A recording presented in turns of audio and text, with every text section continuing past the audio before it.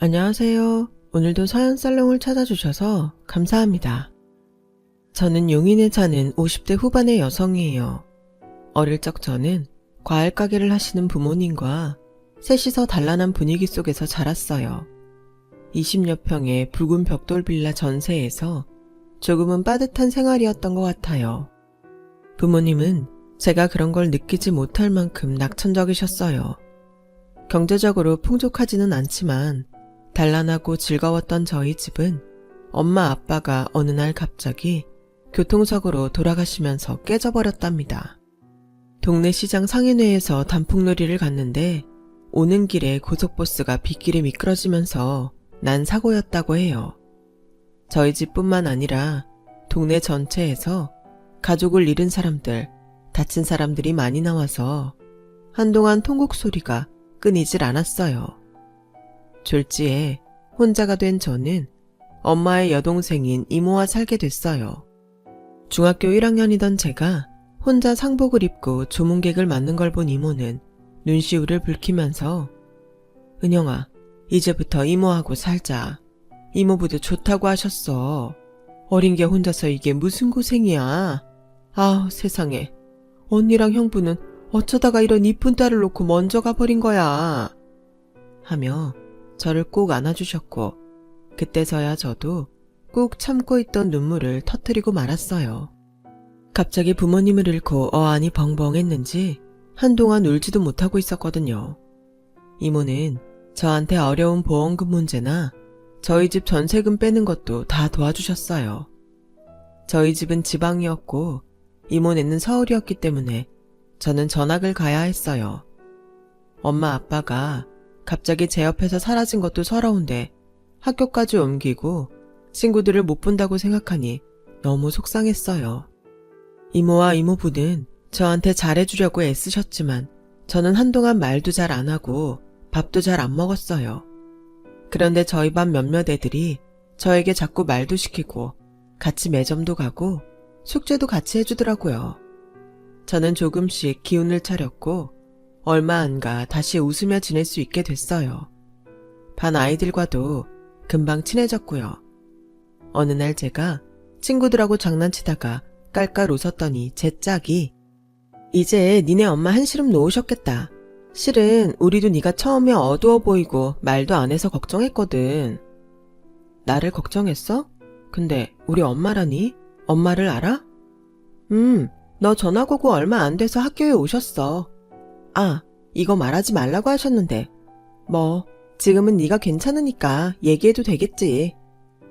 친구 얘기를 들어보니 이모는 학교에 찾아와서 저와 가까이 앉는 친구들한테 맛있는 걸 사주시면서 저를 부탁하셨다고 해요. 제가 갑자기 서울로 이사 오게 돼서 적응 못하고 있다며 잘해달라고요. 이모도 형편이 좋은 편이 아니었는데 그렇게 저를 신경 써주신 게 너무 고마웠어요. 이모, 우리 반 애들 만났었다며. 근데 엄마라고 했어? 들었구나. 미안해. 많이 놀랐지? 이모랑 산다고 하면 혹시 놀리는 애들이 있을까봐 그랬어. 멋대로 엄마라고 해서 미안하다. 아니야. 나 위해서 거짓말까지 했는데 내가 왜 화를 내. 정말 고마워 이모. 저는 이모랑 이모부한테 걱정이라도 끼치지 말아야겠다고 마음먹었어요. 그래서 학교에서도 집에서도 밝고 명랑하게 지냈죠. 이모부는 자동차 영업을 하셨고 이모는 간호조무사로 일하셨어요. 두 분 사이에는 자식이 없었어요. 저는 어느 날 새벽 잠결에 화장실을 가다가 이모 부부가 하는 얘기를 들었어요. 은영이 우리가 자식처럼 키우자. 우리도 애 없어서 그동안 쓸쓸했잖아. 당신 정말이야? 나 그 얘기 너무 하고 싶었는데 당신이 어떤 마음일지 몰라서 망설였거든. 은영이 데려올 때도 당신이 얼른 그러자고 해줘서 얼마나 감동했는데. 무슨 소리야. 당신 언니가 남긴 소중한 핏줄이잖아. 당신한테 소중하면 나한테도 그래. 라는데 너무 고맙고 마음이 놓여서 방에 가서 이불을 쓰고 펑펑 울었어요. 그동안 저도 모르게 긴장하고 있었고 혹시 나를 거추장스러워하면 어쩌나 그런 마음이 조금은 있었거든요. 저는 그런 이모 부부의 사랑에 보답하는 사람이 되자고 마음먹었죠. 학교에서 친구들과도 더 잘 지내고 공부도 나름 열심히 했어요. 따뜻하고 마음 좋은 이모부와 다정한 이모와의 생활은 매일매일이 행복했어요. 저는 부모님을 잃은 아픔을 조금씩 치유할 수 있었고요. 두 분이 늙으시면 제가 꼭 모시고 살 거라고 다짐을 할 만큼요.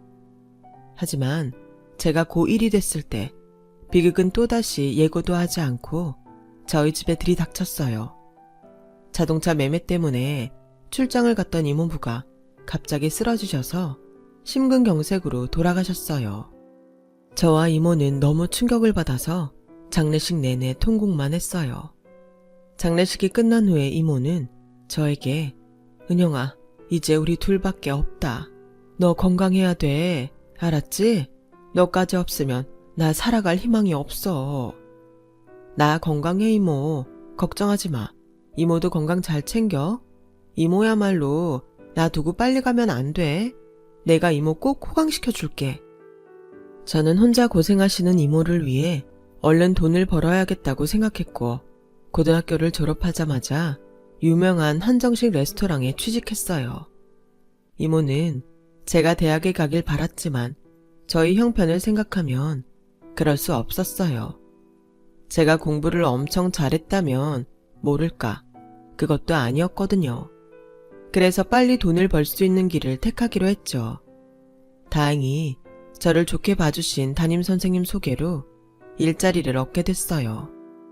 저는 주방장님이 양념을 하고 음식 밑간을 할 때마다 어깨 너머로 열심히 보고 속으로 다 외워뒀다가 하루 일이 다 끝나고 나면 아무도 없는 주방에 남아서 혼자 실습하곤 했어요.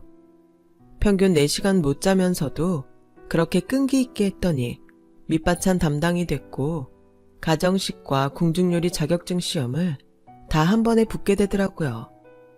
그렇게 5년여의 노력 끝에 저는 드디어 제 식당을 낼 수 있는 미천을 마련하게 되었어요. 레스토랑을 나와서 조그마한 가게를 얻었죠. 회사가 많은 동네였기 때문에 저는 집밥을 먹는 느낌을 주려고 했어요. 찌개나 국 위주의 메뉴를 짜고 반찬을 다른 식당들과 차별했죠. 그동안 한정식 레스토랑에서 배웠던 걸 더 대중적인 재료로 바꿔서 응용했어요. 진미채 볶음 하나를 해도 다른 식당들과 양념을 조금 색다르게 했고요. 식사가 다 끝나면 작은 종이컵에 여름에는 오미자 음료, 겨울에는 수정과를 줬더니 그게 직장인들 취향에 완전 딱 맞아 떨어졌어요. 식당은 문을 열고 6개월이 채 안 돼서 점심시간, 저녁시간이면 사람들로 북적거렸어요.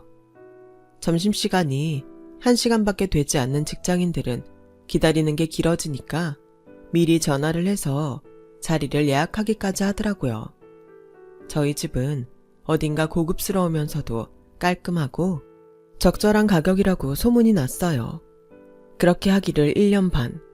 저는 27이라는 나이에 가게를 확장하고 직원 수도 늘린 어엿한 맛집의 젊은 사장이 되었답니다. 재오픈을 하던 날 이모가 아주 큰 행운목을 선물해 주셨어요. 저는 이모에게 친구분들과 다녀오시라고 2박 3일 제주도 특급 호텔과 렌트카에 운전사까지 전부 예약을 해서 보내드렸어요. 너 가게도 확장하느라 돈 많이 썼을 텐데 너무 무리한 거 아니야? 아니야 이모. 나 이제 이 정도 할 능력은 돼. 걱정하지 말고 다녀와. 가서 친구분들이랑 재밌게 놀다 와. 내가 자식 복은 없어도 조카 복이 있구나.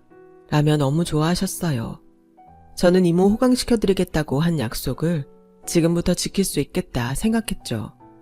당시 저는 지인의 소개로 한 남자를 만나고 있었는데 그 남자는 제게 꽤 호감을 갖고 있는 눈치였어요. 그 사람도 부모님이 일찍 돌아가셨고 자영업을 해서 자기 건물을 가진 사람이었어요. 그래서 더 마음이 갔고 또 사업 수완도 괜찮아 보였죠.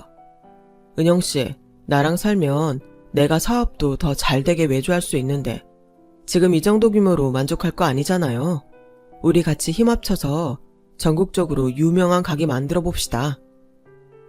지금 그 말 저한테 결혼하자고 하는 거 맞죠? 네, 맞아요. 제가 좀 성격이 아기자기한 말을 못해서 이렇게밖에 표현을 못하네요. 결혼해요. 우리 그래서 정말 잘 살아봐요. 글쎄요. 저도 동규 씨 좋아하고 오래 보고 싶어요. 근데 좀 더 이모하고 같이 있는 시간을 갖고 싶은 것도 사실이에요. 그럼 저 거절한 건 아니죠? 저 기다릴 수 있어요. 그러니까 다시 생각하고 얘기해요. 이모는 제 말을 듣고 좋은 사람이면 얼른 결혼하라고 하셨어요. 이모는 나 그렇게 빨리 보내고 싶어. 난 이제 이모 좀 편히 모실 수 있게 돼서 더 같이 있고 싶은데. 아우, 됐어. 젊은 애가 왜 자꾸 늙은이 하고 있으려고 그래. 맨날 일만 하느라 또래들이랑 어울려보지도 못했잖아. 이제 좀 즐기면서 살아. 결혼해서 알콩달콩 사는 거 재미야. 나하고는 결혼하고도 여행도 가고 하고 싶은 거 할 수 있잖아. 라며 적극적으로 밀어주셔서 결혼하기로 했는데 어쩐지 마음이 불편했어요.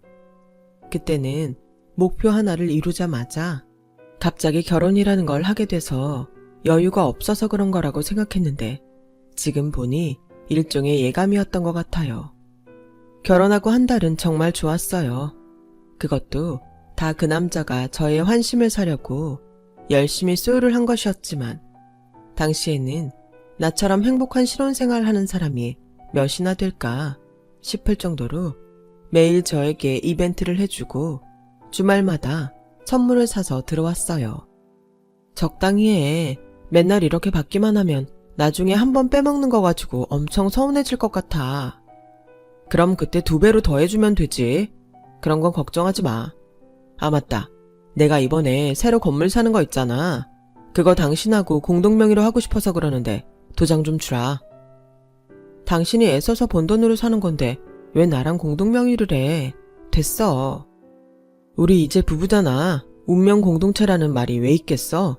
우리는 한 배를 탄 거라고. 뭐든 같이 해야지. 저는 그 남자가 보여준 행동들이 있었기 때문에 저 말도 진심이라고 생각했어요. 솔직히 어떤 남자들은 부인이 돈 쓰는 거 눈치 준다는 얘기도 들었는데 건물을 공동명의로 한다니 너무 감동이었죠. 당신은 가게 때문에 많이 바쁘잖아. 도장 주면 내가 해놓을게. 걱정 말고 푹 쉬고 일할 준비해. 그렇게 제 도장을 가져간 남편은 나중에 공동명의로 된 계약서를 보여주며 나중에 같이 건물을 보러 가자고 했어요. 가게 잠깐 비울 수 있는 날 있으면 가자. 근데 내 도장은? 아, 맞다. 내가 사무실에 놓고 깜빡하고 안 가져왔네. 내일 가져올게.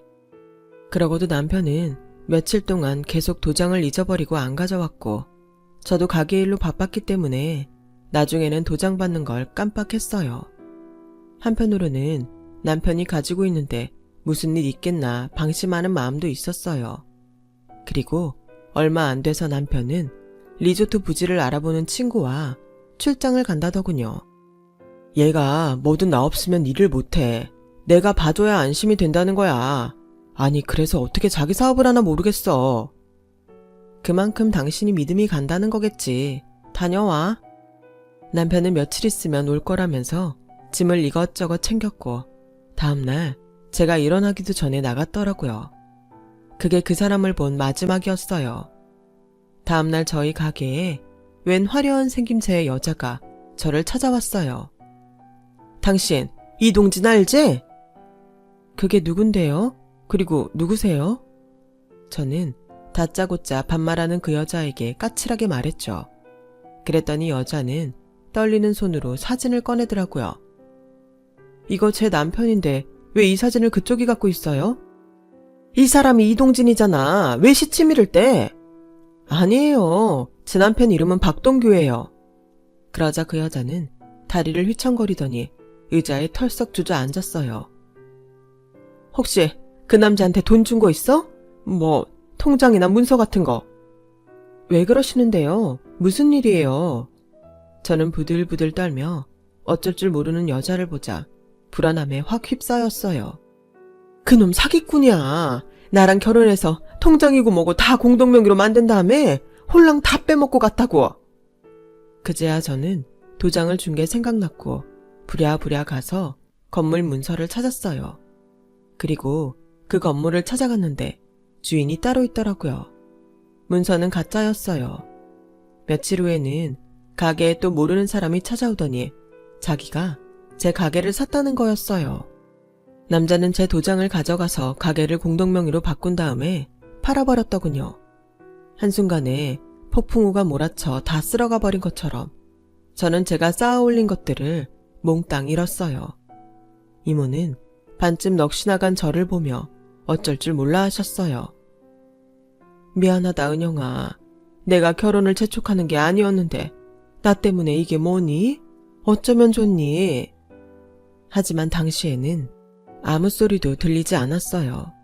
너무 기가 막혔고 온 몸에 기운이 다 빠져나간 기분이었어요.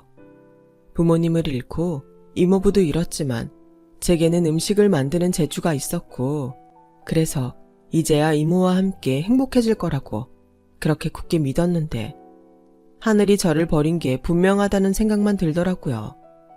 이모는 그런 제가 뭔가 심상치 않게 느껴졌는지 한시도 제 옆에서 떨어지지 않으셨고 잘 때도 제 옆에서 주무셨어요. 몇 달을 그렇게 보낸 어느 날 저는 자다가 이모의 기침 소리에 깼어요.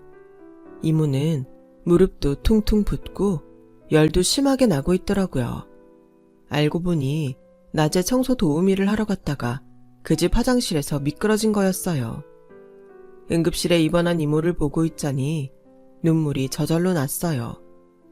엄마 아빠 잃은 저에게 유일하게 손 내밀어줬던 이모인데 제가 지키지 못해서 이렇게 됐구나 싶어 가슴이 미어지더라고요.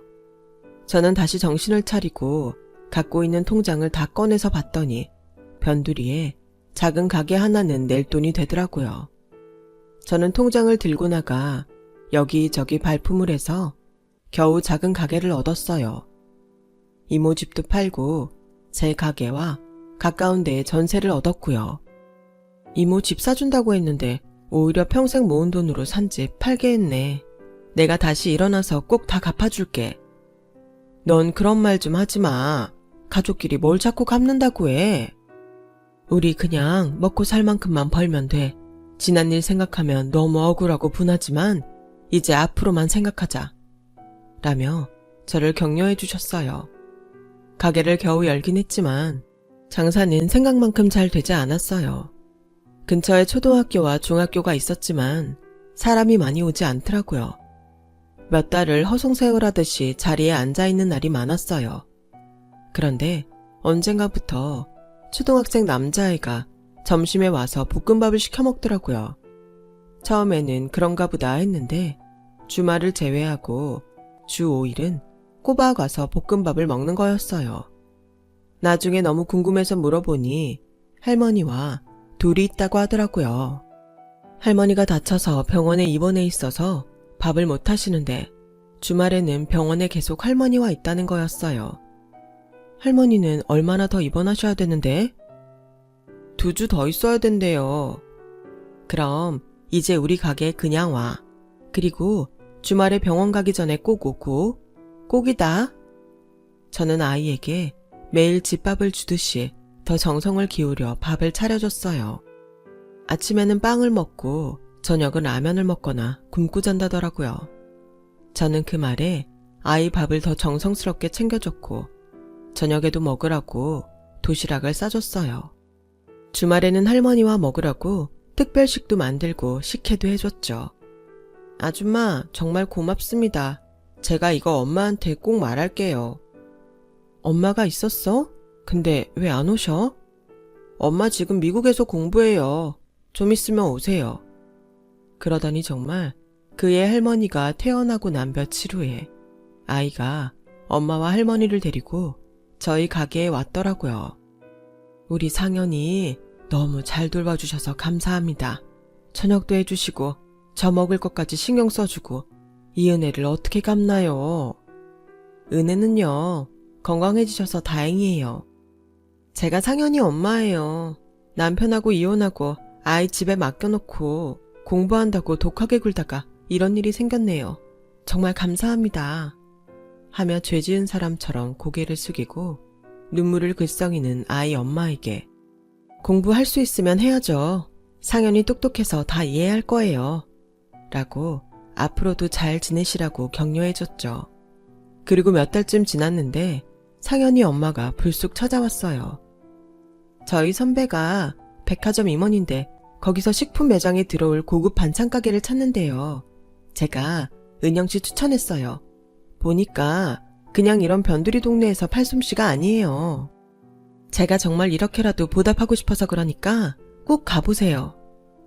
저는 그렇게 고급 백화점 식품 매장 한 구석에서 반찬을 팔게 됐어요. 그리고 제가 만든 밑반찬들이 완전히 히트를 쳐서 그 동네 아파트 아줌마들 인기 상품이 됐어요. 매대도 구석에서 중앙 쪽으로 옮기고 반찬도 밑반찬 위주에서 고기, 생선, 탕, 국으로 점점 범위를 넓혔어요. 특히 저희 소불고기가 폭발적으로 인기를 끌어서 백화점에서도 매상이 많이 올랐다며 엄청 좋아했죠. 저는 음식 질이 떨어지지 않도록 심혈을 기울여 언제나 더 좋은 품질의 반찬을 내보였고 그런 제 마음이 통했는지 단골도 많아지고 다른 지역에서도 반찬을 사러 왔어요. 그리고 5년 만에 백화점 반찬 매대와 함께 그 지역에 식당을 냈고 얼마 안 돼서 동네 맛집으로 자리를 잡았어요. 정말 사람 일 어떻게 될지 모른다고 하더니 저는 한 10년 새에 완전히 롤러코스터를 탄 기분이었어요. 어느 날 백화점 매대를 들렀다가 가게에 오는데 어떤 사람이 번거지 모자 같은 걸 푹 눌러쓰고 동네를 두리번거리더라고요. 그리고 건너편 가게와 저희 가게를 번갈아 보더니 잠시 서 있다가 모자를 벗고 저희 가게로 들어가는데 저는 정말 심장이 멎는 줄 알았어요.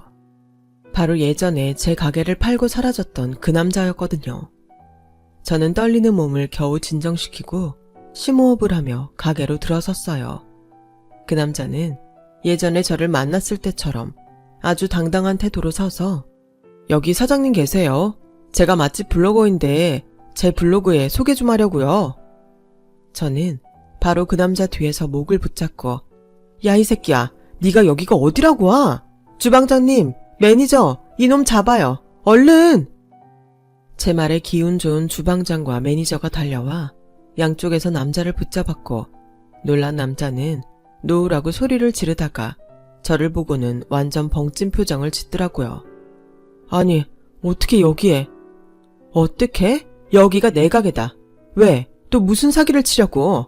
매니저 112에 당장 신고해요. 악질 사기꾼 잡았다고. 여보, 아니 윤용씨 잠깐 내 얘기 좀. 여보 좋아하시네. 너 나 말고도 다른 여자 둘이나 더 결혼하고 다 돈만 빼먹고 사라졌더라. 너 오늘 나한테 죽어봐. 어떻게 뻔뻔하게 서울 시내를 돌아다닐 생각을 해? 그때는 사정이 있었어. 사정은? 사기꾼한테 무슨 사정이 있다고? 저는 그 남자와 경찰서로 같이 갔어요.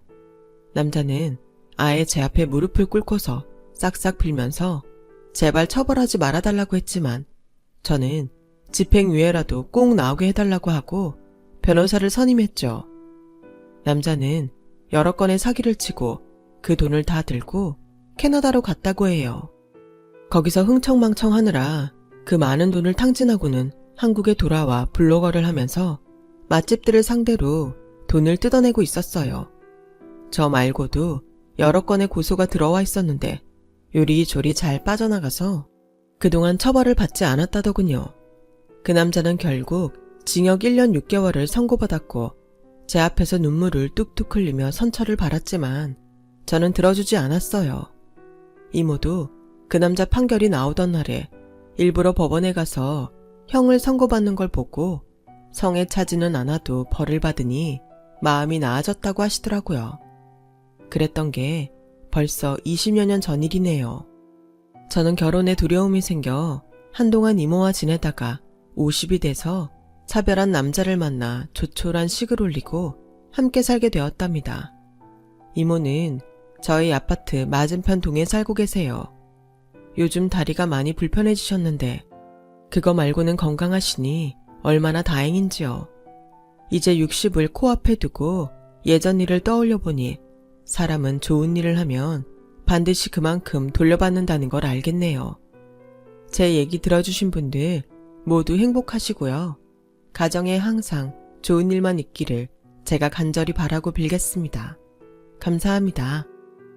여러분, 사연 댓글에 응원과 현명한 조언 부탁드려요. 좋아요와 구독은 저에게 큰 힘이 됩니다. 오늘도 좋은 일 가득하세요.